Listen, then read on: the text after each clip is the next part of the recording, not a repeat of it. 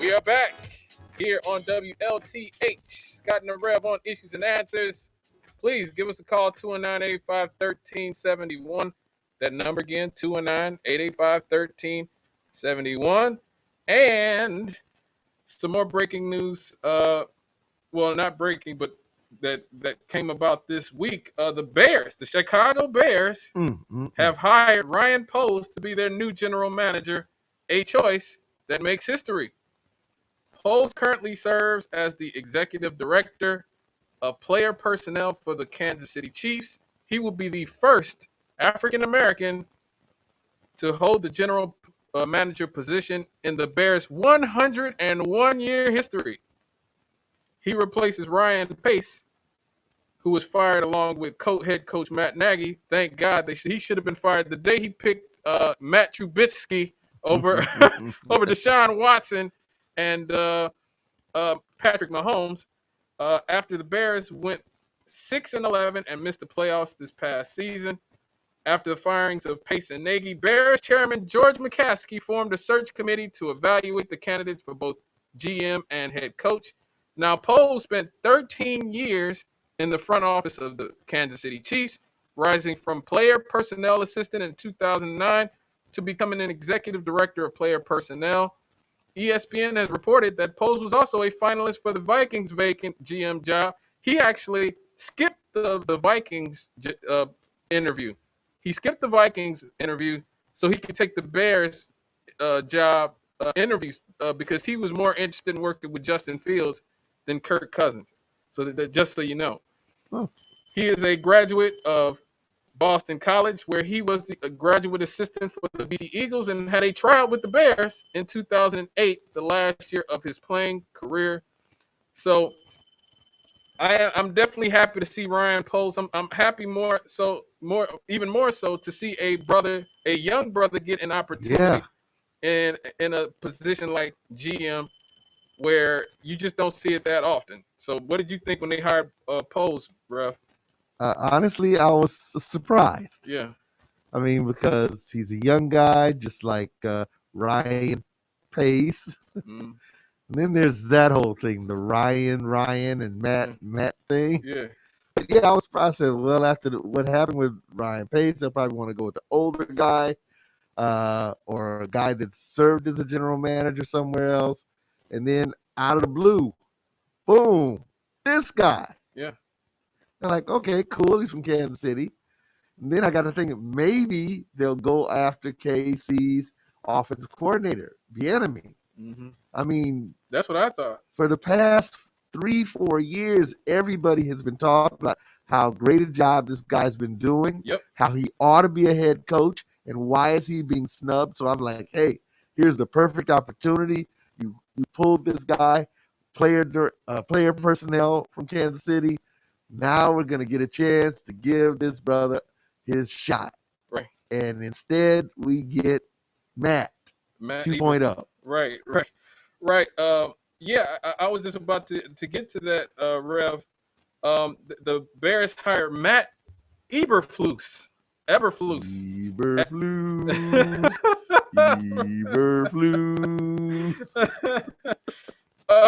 Who was the Colts defensive coordinator, which also, look, I'm going to try to give him a chance, but the Bears needed somebody to give Justin Fields. They need a quarterback whisperer to work with Justin Fields, not another defensive guy. The defense is already okay. Yeah. The only problem the Bears defense has is that they're on the field too much because the Bears offense is so terrible. So now they hired another defensive guy. I maybe I'm wrong, but I don't think that this is Ryan Poles' pick for head coach. I think this is a McCaskey doing. You know, I've heard a joke making the rounds that this pick went through because, McCaskey would have trouble remembering the names of the new coaches. So just saying. Just say Ryan and Matt. Ryan and Matt. Well, wait a minute. But if you think that's murky, I mean, being a Chicagoland person, we're not all that fond of Indianapolis. Anyway. Exactly. But I just got a story. Guess who they are looking at for offensive coordinator? Who? If you thought pulling a guy from Indianapolis was bad, Luke Getsy, the Green Bay Packers passing game coordinator, reportedly is weighing an offer to become the Chicago Bears' new offensive coordinator. Good googly moogly. Like I don't think these are Ryan Poles picks. I may be wrong. Maybe I'm wrong. But to me, I'm hoping that they are not cutting the brother's legs up from up under him immediately. Now, some more good news is that a brother was actually hired in Minnesota. Instead, Ryan Poles was up for the job, but they instead hired Kwesi Odoko. Oh yeah, I heard about him. So they hired another black person in the NFL as theirs. So now there are 7 black general managers. Yeah. So you have Andrew Berry of the Cleveland Browns, Chris Greer of the Miami Dolphins, Martin Mayhew of the Washington football team, whatever they're going to be called. I hear they're getting, I think, next month? Yeah, they're getting a new name. Announcing it. Terry Fontenot of the Atlanta Falcons and Brad Holmes of the Detroit Lions. So yeah, but the bad news is that now there's still only 2 black coaches in the NFL, Mike Tomlin, and now the Jacksonville Jaguars hired Byron Leftwich, who I was looking at too. I was looking at Byron Leftwich. I said either hire Byron Leftwich or Eric Bieniemy. Yeah. You need some offensive guys. Byron Leftwich is a quarterback. He worked with Tom Brady in Tampa Bay. He was a NFL quarterback. Injuries really sidelined him all those years ago. But he had a lot of talent and a lot of aptitude for the game. And so now we only have 2 black head coaches in a league that is 75% black, Rev. Yeah. But you know what? I'm amazed that we have 7 GMs. Yeah. When you think about it, that is pretty shocking. Yeah. See, but here's the thing. To me, they have the Rooney Rule, right? The Rooney Rule says that NFL teams have to interview black candidates for coaching jobs. Right. So that's the Rooney Rule. I don't like the Rooney Rule for one simple fact. I think it allows these black players, these black millionaires, some of these guys are worth hundreds and hundreds of millions of dollars, from their responsibility, in my opinion, to put pressure on these teams to hire more black people in front offices and as coaches. I mean, like Mike Tomlin's right now, been in Pittsburgh for, I believe, 15 years now, 16 years, has never had a losing season. Right. I think he has the longest streak in, I believe, NFL history of never having a losing season as a coach. Okay. Why is it that if I'm a black free agent and I get the opportunity to go play for Mike Tomlin, let's just say I'm one of the biggest free agents, the biggest quarterbacks, running back, receivers, etc., and I can go play for a team that has never had a black coach, never had a black general manager, does not have black people in positions of power, or I can play for a guy like Mike Tomlin, who seems to be, and I've heard is a player's coach and is a solid dude all around. Why don't more of those guys with all that power they have say, you know what, I'm going to go play for Mike Tomlin. I'm going to go play for him, because look, once you get to the top of your field in terms of NFL player, you can basically choose where you want to go. You can choose who you want to play for. Mike Tomlin should every season have his pick of talented black players that want and are eager to go play for a black coach in a system that has allowed a black man to flourish. And the fact that we don't do that, and the fact that we don't, like, the players don't even put that type of pressure on the NFL and say, well, I'm not going to go play on this team that has never had a black coach, never had a black general manager, never had a black president. They've people like Puff Daddy, Steph Curry, other guys that tried to buy into the NFL. Robert Smith, the billionaire philanthropist, is trying to buy a team now. I forget which team they say he's trying to buy, but where are the players at? You're 3/4 of the labor force. 3/4 of it. And you do not stand up and say, look, if you guys do not move to include more of us in positions of power, we will avoid your franchise. It really is that simple. Mm-hmm. It really is that simple. The late, great Ralph Wiley, who I used to love to watch on ESPN when I was a kid, said, if the NFL was 80% Korean, you better believe 80% of the agents and managers would be Korean as well. And I extend that beyond Ralph Wiley. I would say that you would have a lot more than 2 Korean coaches. You think? If the NFL was 80% Korean, you'd have more than 2 Korean coaches. You'd have more than 7 Korean general managers. Well, and here's another thing about it. The notion that black players couldn't put any pressure. Right. Well, look at the NBA. Yes. The players in the NBA have such a thumb on the scales. They can determine who gets signed to their team. Yep. So you're right. I mean, if 70% of the leagues decide to say, you know what, I've made plenty of money. If the next time a coach gets replaced, you can't find somebody from the ranks, then I think I will take that early retirement. Right. Right. They could a lot of these guys could easily do that, and they refuse to do that. And I am glad to see that on the college level, that if there's one silver lining to the whole George Floyd and Black Lives Matter, the whole thing that happened with a lot of the protests and riots and things like that, it instilled a new sense of I don't want to say militants, but awareness and consciousness in some of these young athletes, because you're seeing black athletes for the first time in my lifetime. I don't know about the 60s or 70s, but a lot of these top players are going to HBCU universities. They're going to black colleges, black universities. Deion Sanders, who's one of the best football players I've ever seen from when I was growing up, he's actually the coach at, I want to say, Grambling. I forget which college Deion is the coach at, one of the HBCUs. He's revamped that. He's completely revamped that program. So you see players, ex-players, and now players are saying, look, we're going to start doing for self. And in the near future, we're definitely going to have to cover this because it's going to the Supreme Court. They're doing away with affirmative action in these colleges. Did you see that, bro?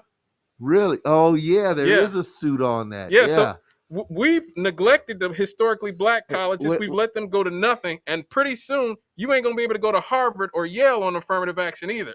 And wait a minute. You see the route that they're going to do it. They're not doing the reverse discrimination that, white kids are being kept out of college. They picked another minority group. They picked the Asians. and the funny thing is, there was actually a study. There's this great piece done by Brianna Joy Gray, who I'm a big fan of. Anybody who's a fan of left-wing politics or just politics in general, Brianna Joy Gray went to Harvard, is a very brilliant, intelligent black woman. She has a podcast called the Bad Faith Podcast, and she puts a lot of her videos on YouTube, and she's on the Hill as well. And she actually just did a story about this very topic, about how almost half of the white people at Harvard are either there as legacy students because their parents donated money, or as people who are athletes, or some sort of other type of non-academic scholarship. So I believe the number is 43%. So they get on black people and Hispanics for taking away slots from deserving Asians and deserving white people, when they say nothing about legacy students who are only there because their parents went there or because their parents donated money. Yeah. And so this is what I'm saying. The HBCUs are going to be vitally important in the near future. And so it's good to see that the black players, people like Deion Sanders, I forget what that young man, the best basketball player in America in high school, about, I want to say last year, the year before last, chose to go to Howard University instead of going to one of these predominant white institutions. Because when I was a kid growing up, I used to think, before I knew anything about how colleges worked, I used to think that like a lot of the universities I would see in the March Madness tournament or I would see on TV were black schools because they had so many black players. Right.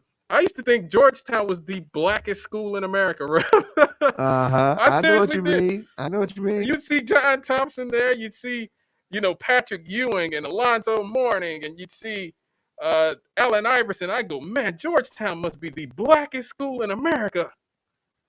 Allen, and it's a Catholic school. I didn't even know that it's in at the time. DC. Yeah. Something okay. We got Chocolate City. So it's probably a private Catholic, school that was, planted sort of like Concordia Selma to serve a black population. And nope, the only thing black about it was that basketball team. Yeah, I didn't know that. These semi-professional athletes bring in the big money to little old Georgetown, because you got to be a big school and make big money with football, and they're not big enough for that. But yeah, buddy, they just rode the gravy train. Right. No pun intended, but hey, there you go. I used to think Temple was a black school too, because I'd see like Bill Cosby talking about going to Temple, and they had the basketball team with John Chaney, who was one of the great basketball coaches of all time, and they had all these black players, and there was so many like high-profile black alumni. You look, that's a majority white school too, and and that's what I'm saying. Like all these black athletes generate billions upon billions of dollars for these schools, for these athletic teams that don't really invest in the black community at all and don't even want to hire black people in the higher positions of power. Right. And so a lot of that is on us. It's embarrassing for me that we would think that somebody like Rooney, I forget what his first name is, who's the owner, Art Rooney, who's the owner of the Pittsburgh Steelers, would have to, invent some sort of rule or have some sort of rule where they have to talk to black coaches. Talking to black coaches should be a prerequisite for you to get black players. If you don't talk to like these black players, like you said, the guys who are close to retirement, who've made their money, could easily say, "Hey, I might retire if you guys don't at least give a brother a shot," And the free agents could easily say, "I'm not going to this team. I'm going to go play for Mike Tomlin." Yep. He's a solid brother. He's a player's coach. All his players seem to love him, except for Antonio Brown, who seems to be a complete nutcase. Okay, but yes, this is a situation where we could absolutely solve this problem ourselves. Oh my God, it's 6:51. Well, we just rolling, aren't we? Yes, we did roll. Yes, we can. When we come back, we gonna talk about how CBD oil.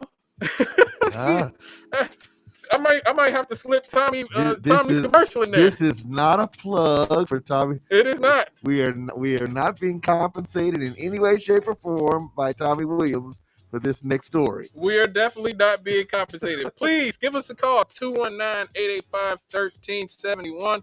And if you didn't hear me that time, I'll tell you again.